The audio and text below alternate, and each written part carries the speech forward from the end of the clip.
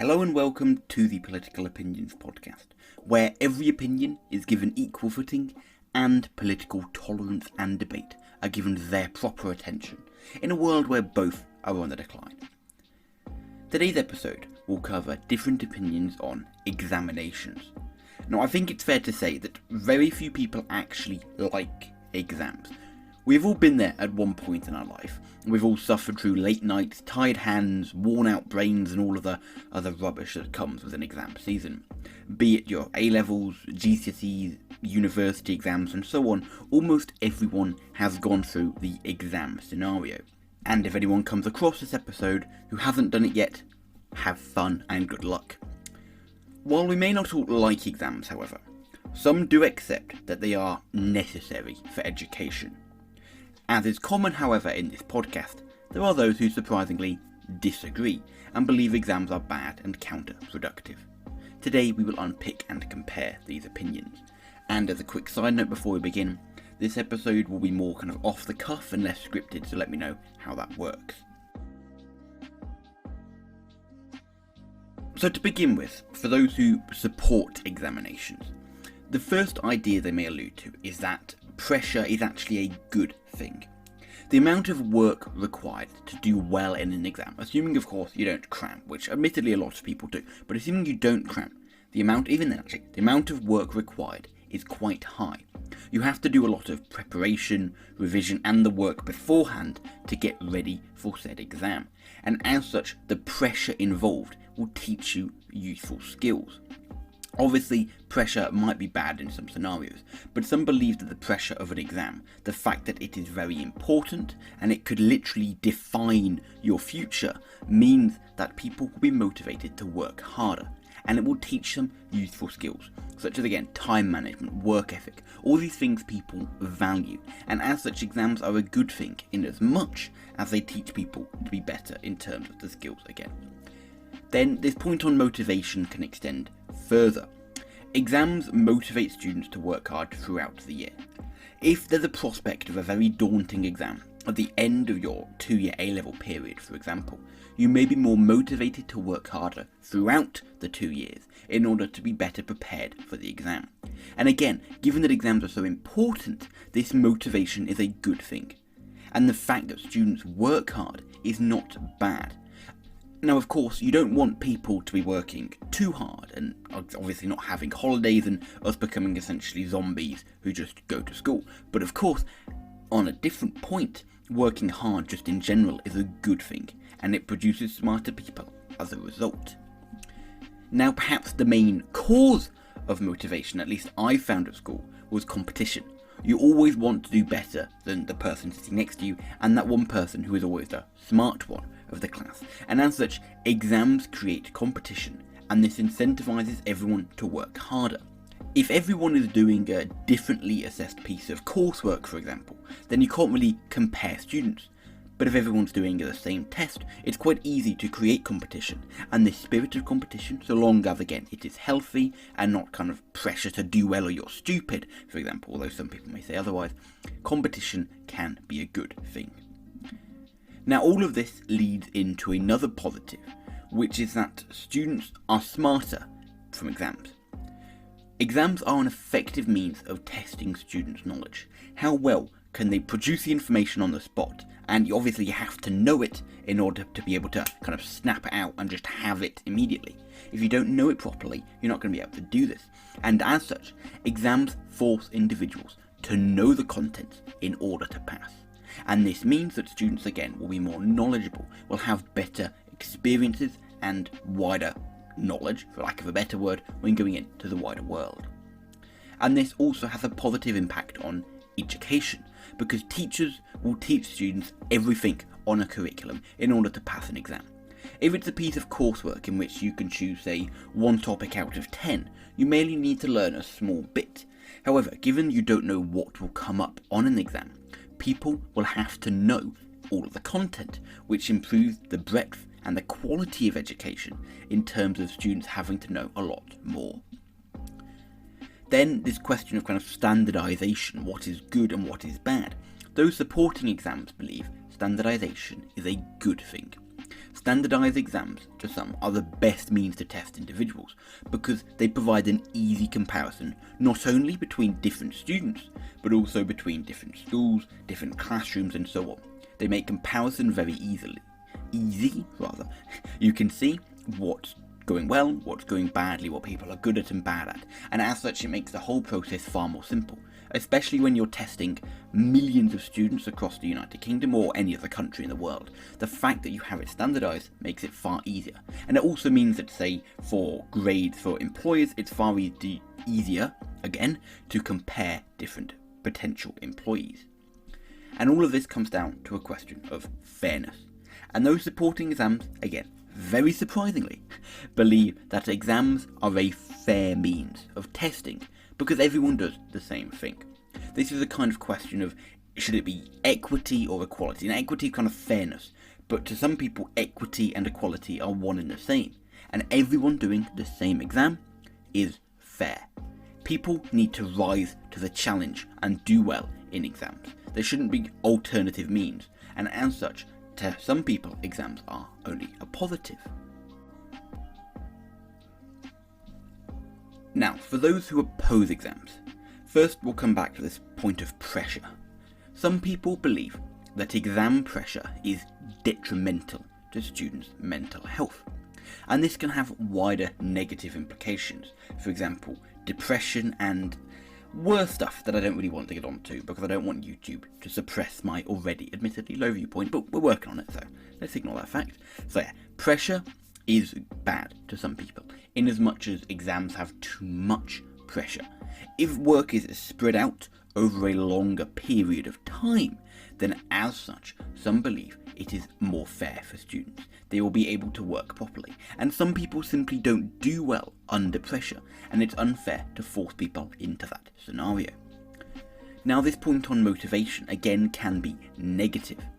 Negative grades can lead to a loss of confidence, and given that the nature of exams are as they are, if you're consistently doing badly in exams, you may think, oh, although I'm working hard, I'm not showing up in exams because I'm not capable of it.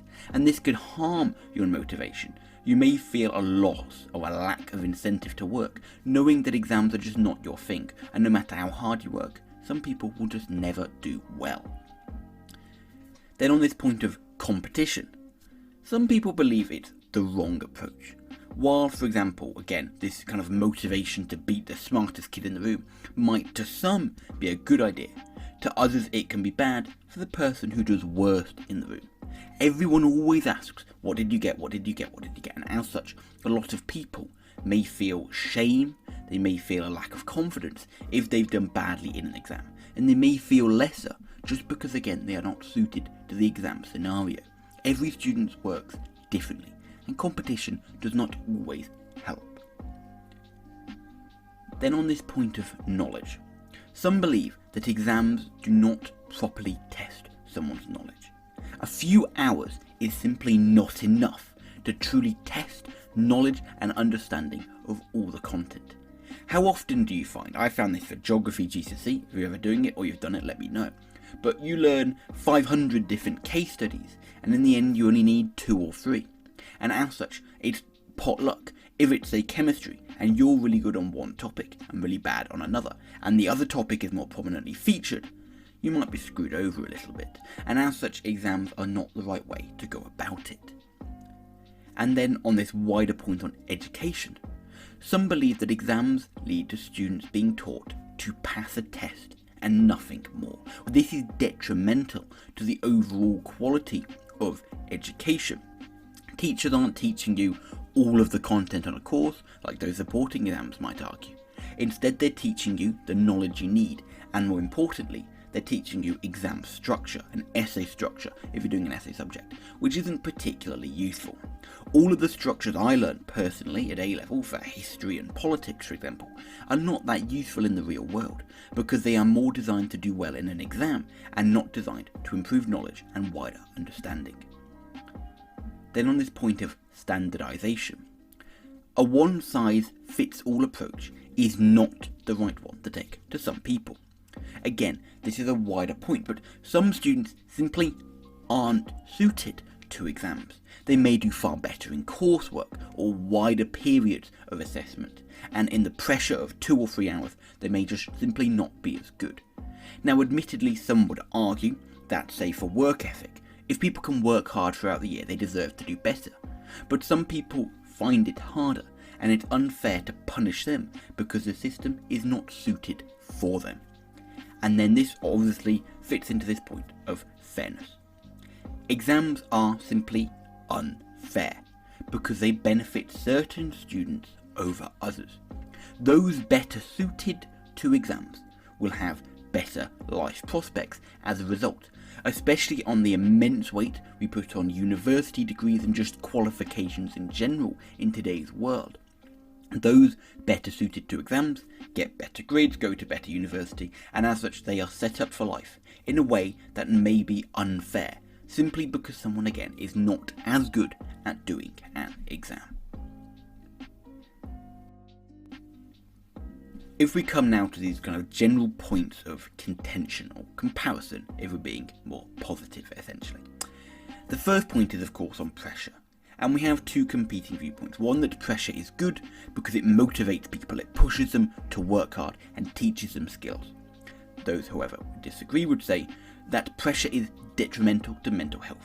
Instead of motivating and pushing people to work hard, it simply creates stress, depression, and other negative things which no one really wants. And it's not fair to students, especially when they're young, to put them in that scenario. Then on this point of motivation, some believe that exams are good for motivating you. It pushes you to work hard, and it's important for students to work hard.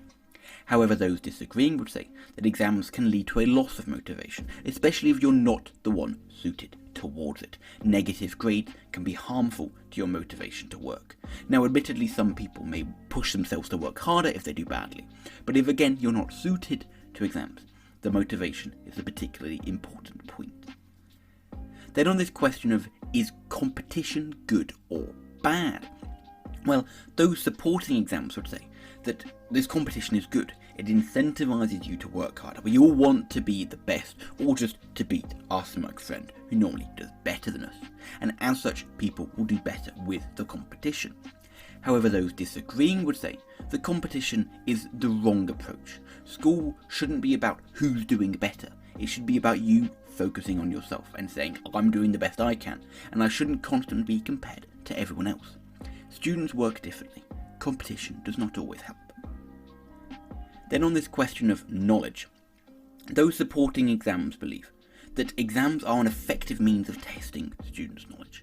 They force individuals to know the contents in order to pass. However, those disagreeing would say that exams do not properly test someone's knowledge. A few hours is just not enough time to do it effectively. Then on the question of the impact on education, those supporting exams believe they are better. They teach students a wider curriculum to know everything and not just a specific coursework question, and this improves the breadth and quality of education. However, those disagreeing would say that it leads to students being taught to pass tests and nothing more, which is detrimental. Then, is standardization good or bad? Well, those supporting exams believe standardized exams are the best means to test everyone. They provide easy comparison, which is essential for such large numbers of students taking tests. However, those disagreeing would say a one-size-fits-all approach is not the right one to take. Some students may not be suited to exams, and as such they are unfairly targeted. Which leads nicely into the final point. Some believe exams are fair, some believe they're not. Why, you may ask? Again, because it's fair everyone does the same thing, or it's fair people do what they're suited to, and you don't pick a certain area example. Basically, some believe exams are not objectively better, and as such to force them on people who are not as good at them is again unfair. Overall then, those supporting exams believe they are an effective means to motivate students to work hard. They push people to do better, and the standardized means are good. However, those disagreeing would say that they unfairly benefit those suited towards exams. And on a point I didn't really have time to cover, they may even be unfairly suited to schools with more resources and better teaching, aka private schools, and as such exams unfairly set up certain people for life over others. It is unlikely, at least with the current government, exams are going anywhere, given they are actually increasing the number of exams and reducing the amount of coursework. However, with the impact of coronavirus being more long-term, it will be interesting to see how things change. As always, I would love to hear your thoughts on the topic in the comments or on Twitter. Be sure to check back next Monday for another episode. Let me know how this unscripted version went. Thank you for listening, and I hope to see you all soon.